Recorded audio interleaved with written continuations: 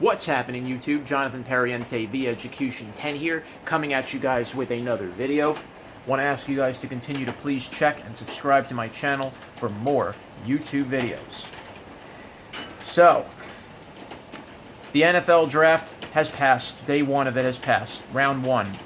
And the Jets hit a home run, as they did last year in the draft in 2018 with Darnold, as they did the previous year with Jamal Adams. They came in at number 3 this year and drafted Quinnen Williams out of Alabama, one of the top defensive ends in this year's draft. Now, a lot of people were saying, why did the Jets draft another defensive lineman? Why did they need to get for some people saying, an unnecessary piece?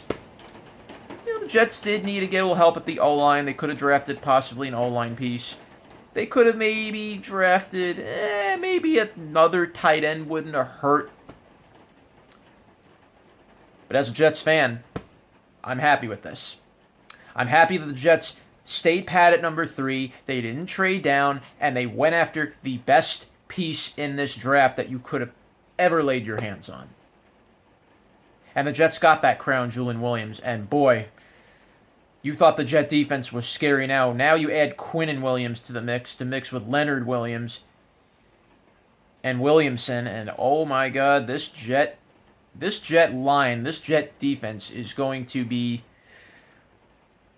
pretty nasty. In addition to already having Jamal Adams to anchor the secondary, and now you're going to add Quinnen Williams to a good trio of defensive tackles. The Jets could have a very deadly front 7 if everything goes according to plan. Kind of wish the Jets could have gotten Anthony Barr. It didn't work out. He chose to stay with Minnesota at the last minute. Can't control these things. It just happens. But the Jets have shored up their defensive line, adding CJ Mosley to that defense as well. The Jets are going to have some very, very bright spots on defense this coming year. Incredible. And it really tells you something. The Jets have come a long way from like 10, 15 years ago. And I've been a Jets fan my entire life, and I could tell you something right now. I've had to watch the Jets with dysfunctional management, dysfunctional ownership, bad draft choices, and just complete disregard for their fan base. Now the Jets finally got a stable ship in place. Hiring Mike Maccagnan was on the hot seat this year. I'll agree. He was on the hot seat. But Maccagnan finally made moves that he had to make. The Jets spent money this offseason, something they never did.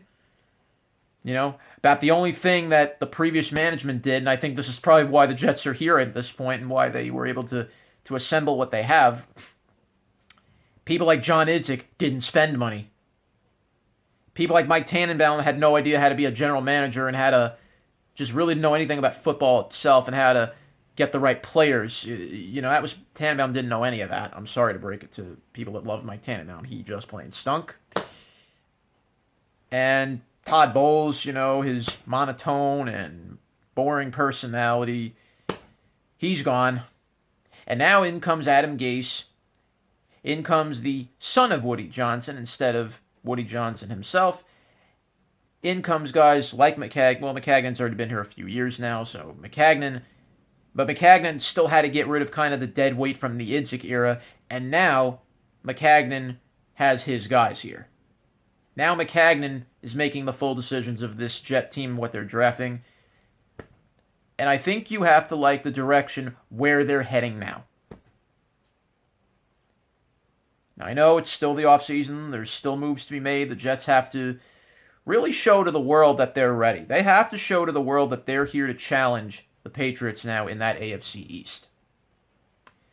Will not be an easy schedule for the Jets this year. It will not. The Jets are going to see the AFC North, and they're going to see the NFC East this year. The Jets are going to see Cleveland again this year.